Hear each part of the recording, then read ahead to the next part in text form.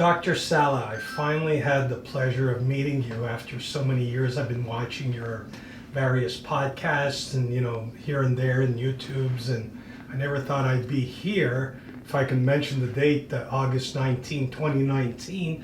And as I've said before, my name is Don Emilio Zinno. I'm the CEO of VIPinternetradio.com. It's an American radio station, but I'm Canadian. I'm from Montreal. My partners are American. And all this to tell you, I've been catering to the ufological world across America for the most part, although I've met a whole bunch of Canadian ufologists. I'm not going to go into their names. You seem to be well acquainted because of who you are, and thank you for allowing me to interview you this morning. But I'd like to thank Richard Glenn and Jean Rivet for allowing me this opportunity, because without their staff, I wouldn't be here this morning, so I wanted to mention that. Dr. Salla, I have a very unorthodox way of interviewing you on the whole ET UFO matter in a different mode. I'd like to get to know the person a little better before I dive into some heavy-duty questioning, if you don't mind. And then you'll know that I've been around the mill as far as my knowledge on ET UFO, although I'm not an expert as you are, and I'm not an expert as most of the people are, like Richard Glenn, etc. So I want to ask you, who is Dr. Michael Salla? Is it Salla or Salla? I pronounce it Salla. Yeah. I was a scholar. My specialty was international peace and conflict resolution. Oh, wow. So I got a PhD and I began teaching in universities in Australia and the United States on peace and conflict resolution. And so my specialty was to go to third world trouble spots like East Timor, Kosovo, Sri Lanka, and to research those conflicts and then come up with solutions that could be promoted through sympathetic international organizations and bodies like the United Nations. And so this was what I did professionally. And in 2001, I had a life-changing moment when I saw the Disclosure Project press conference that was organized by Dr. Stephen Greer. Mm-hmm. And it truly changed my life, because it gave me a lot of answers to questions that I had over the existence and the intractable nature of international conflict and what needed to be done to resolve it. And that I realized that in order to really address international conflict, we needed to understand what role this kind of extraterrestrial secret space program element played in it. Dr. Salla, like I said, I've been researching ufology for the last 40 years. I was even ufologist, if you want to call it that, although I didn't consider myself a ufologist, because ufology needs and cultivates many years of studying and researching and book writing, guys like you, then you are a real bona fide ufologist. Otherwise, anybody can say, well, I've joined such and such an organization, and therefore I'm an ufologist. That is not so. But anyways, to make a long story short, I was impressed way back on November 7, 1990 with the famous Montreal UFO, which I had to investigate a second time. And when I dived into that investigation hands-on with the people, I'm not going to go in details, that did it for me. Like I've been magnetized, attracted. It's as if you are chosen, just like a diocese where you become a priest because you've been chosen somehow telepathically to get involved and make a difference in the UFO ET matter. Okay, now that said, I'm here for one specific thing. How close are we to some UFO ET disclosure of some kind where they've been talking about it for the last 5 years? I think we're getting much closer now. There are two really important developments that are happening at this time. One is the creation of a space force, and I think that's imperative in terms of establishing some kind of military presence in space, which would allow governments like the United States to then feel confident that they could reveal the truth about extraterrestrial life visiting us. Because until they have something like Space Force in existence, people would always question the ability of the military of their nation, whether they could protect them from something like extraterrestrials. So I think that was why it was important to set up Space Force first, and once that's created, then the foundation has been laid to reveal the existence of extraterrestrial life without panicking people, without undermining the legitimacy of the US government as a sovereign entity. The second major development has been the development of these technologies to peer into deep space, such as the Kepler telescope, such as the TESS, the replacement, which are now able to identify exoplanets. And as they're able to now study exoplanets more closely, they're looking at any signatures of life on these planets. And I think eventually a point will be reached where there's going to be a positive hit, and there will be an announcement that extraterrestrial life has been discovered on a distant planet, based on whether it's radio communications, whether it's based on some sort of telltale life signs that these telescopes are able to infer from the data. That I think that's going to be another important way to inform people about the existence of extraterrestrial life. And it might be used, and I think that would be a kind of gradual way to do it, to first tell people that we've discovered life on a distant solar system, you know, whatever it is, say Alpha Centauri, 4.5 light years away, which is not going to panic people.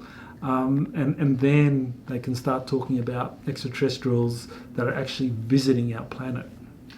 That said, what's your belief system in terms of hybrids living amongst us, and have been so for the last couple of 100 years, to say the least, to help us evolve?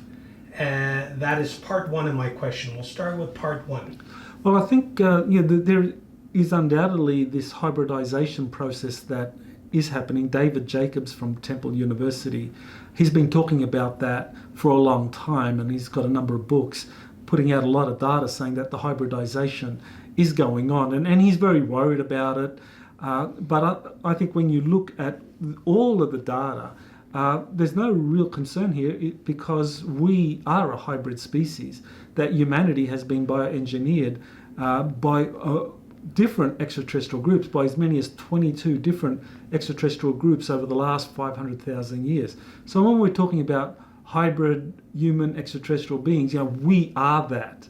That you actually had the indigenous primates and humans and Neanderthals on this planet Earth, but they were all biologically engineered in a way to create modern Homo sapiens. And so now we are just going through another phase of our genetic evolution as a species.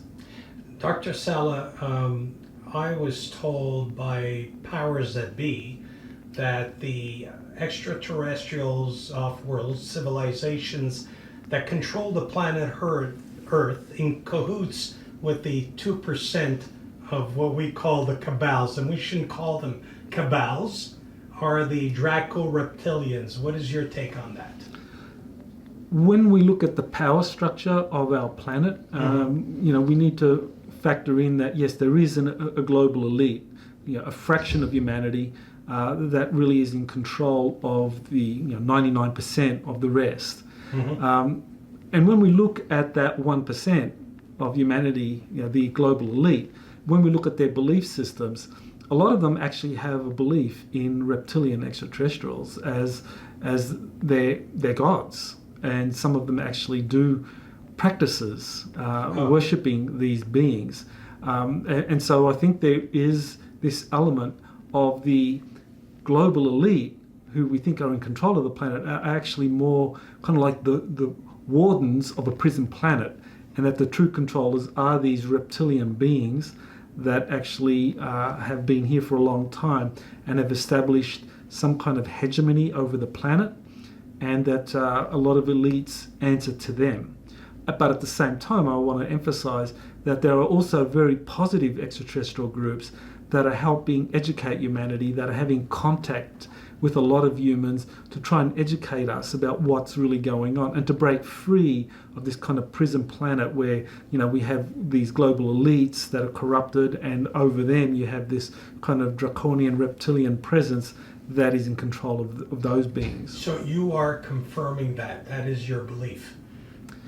I believe that is what is going on, and that's based on, you know, my research. That's based on what a lot of whistleblowers and insiders have said about these different extraterrestrial groups and how they interact with global elites, how deals have been made with the different extraterrestrial factions, deals made with the reptilians, and whereas with the kind of human-looking extraterrestrials who are here to help us, often they have been avoided, even shot at. And so this is the other side of things. So we have good and bad at the galactic level, as we have good and bad at the Terran level on Earth. Dr. Salla, it is my belief that in the last 70 years, Hollywood has been slowly releasing certain informations that they gather, even though they're script writers, but they have consultants that tell them what to write, what to say. And we see this in movies like The Day the Earth Stood Still, Star Trek, just to name you one of them, where Roddenberry was part of a circle, an Illuminati type circle, and they fed him all these ideas. And you saw one of the episodes where the Gorn, which was a reptilian-like creature, that famous Star Trek episode. Arena was the... Yeah, the Arena, yes. Do you believe that slowly but surely Hollywood has been given permission to highlight certain truths with regards to UFO ET disclosure? I think Hollywood has been an important mechanism for educating humanity about what's going on, but of course done in a way that is fictionalized, so there's always plausible deniability. Right. But you have the military intelligence community really helping many of the script writers and the producers and the creators of these shows. You know, one example is Gene Roddenberry, who was actually helped by Leslie Stevens, who was the son of a vice admiral in naval intelligence. And Leslie Stevens knew about extraterrestrials visiting us and what the Navy was doing in response. And so he fed that information to Gene Roddenberry, and that helped Roddenberry come up with the idea of Starfleet and of course Star Trek. So you are confirming what I've heard for the longest time, because I've been a Trekkie fan since it started. So you are confirming that, right? Yes, okay, good. Totally. Roddenberry, I think, was read in to what the Navy was doing and these kind of more positive human-looking extraterrestrials that the Navy was working with. Let's move on a different shift. Are you aware that NORAD, North American Air Defense, in Cheyenne Mountain, along with North Rockies 22 Division in Canada, that guard our northern skies, fair enough, have a sphere satellite system since 2010. This is public information now, unbeknownst to me then. And they track what we call UFOs, okay? They call them RSOs, Resident Space Objects. Their sphere satellite can detect anything coming into our stratosphere and atmosphere. And the reason I know this is because I've been privied to speak with a major from Cheyenne Mountain J36 Division, which they call us on a need-to-know basis. And I have no way of contacting them. They know exactly who I am, and it's been suggested that my lines are, and I'm not fabulating, as they say in French, je fabule pas. These are facts that can be corroborated, recordings. What do you think the military, MIC, military industrial complex, is slowly doing? Because I heard you mention something with Richard Nen before, and I sort of wanted to re-ask that question for my American friends that will be listening to this year interview? Well, there has been a lot of space surveillance capabilities that have been set up by the US military-industrial complex going all the way back to the 1940s. I mean, you can look at the first RAND project paper on establishing the world's first spacecraft, which was designed to orbit around the Earth to conduct surveillance. So this has been something that has been planned for and developed for nearly 80 years now. And I think this is something that is predicated on the existence of multiple actors that can fly in and out of our atmosphere very easily. One of the things that really kind of impressed me was the testimony of a CIA agent who was an army cryptographer, and he said that in the late 1950s he was part of a listening post using some of these space satellites that were being set up, and also the radar tracking that was in existence at the time, to track UFOs, especially in South America and Antarctica. And they said that their big difficulty at the time, and the job he had, was to distinguish between UFOs that were extraterrestrial in origin and the UFOs that were basically Nazi craft flying out of Antarctica and South America. Dr. Salla, as I may have mentioned, actually I haven't, but everyone knows, I've never seen a UFO of any kind. I believe, based on extrapolations, on conjecture, on the many research that I've done, there's no doubt in my mind that there are extra off-world civilizations that have made contact with us since, for example, the days of the cowboys. As a matter of fact, one movie that Hollywood created that made us ponder on it was Aliens and Cowboys, which you may have seen.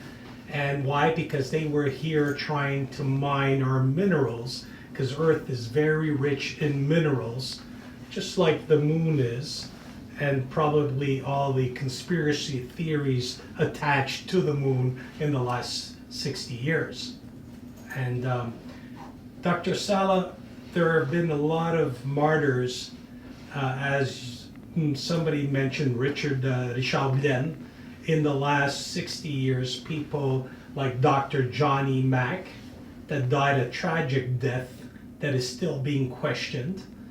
Dr. Carla Turner, where they made a movie called Contact, where she died of a very peculiar cancer.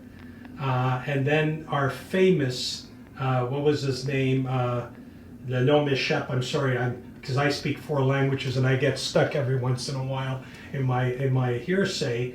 What was his name? Phil Schneider, in the famous El Duce, New Mexico, where he claims he came in contact on the subterranean, with ETs, and they fired at each other and he lost fingers, and then he died tragically in a hospital ward in the 90s. Do you believe that a professional like yourself, a very intellectual man from what I know, and I'm not throwing flowers at you, I mean it wholeheartedly, do you think that that is plausible, or people will always create conspiracy theories of some kind? Well, we look at some of the key figures in ufology who have come forward to talk about some of these programs that were put in place and the existence of extraterrestrials. And one that really kind of struck up for me was Phil Schneider, who came out in 1995 talking about this and giving lectures across the country. Some of these lectures are still available on video, and he had impeccable credentials. He was a civil engineer. He actually had some of the evidence to show in his presentations. And then in January of 1996, he was suddenly found dead. And the official report was that this was a suicide, but when investigators dug deeper, they were very suspicious that actually he had been murdered. And I think this is one of the telltale signs of how the deep state operates, that people who are too troublesome, who are too knowledgeable about this, especially those who have first-hand experience, like Phil Schneider and others, they can be done away with through murder and other means. And I think that has been done regularly over the last 50, 60 years of the secrecy that has been set up. Let me go out on a limb here, because I've got you in front of me, and I don't know that I'll ever get the chance to interview you again. And I mean that with all due respect. In your honest opinion, what happened to John F. Kennedy? John F. Kennedy was murdered because he wanted to get control of the whole extraterrestrial secret space program projects. He wanted to bring that under the control of the executive branch of government, because, like President Eisenhower before him, he believed the best people were not in control of these programs, that it was really these programs were run by a small elite with strong corporate ties that had policies in place that would benefit them.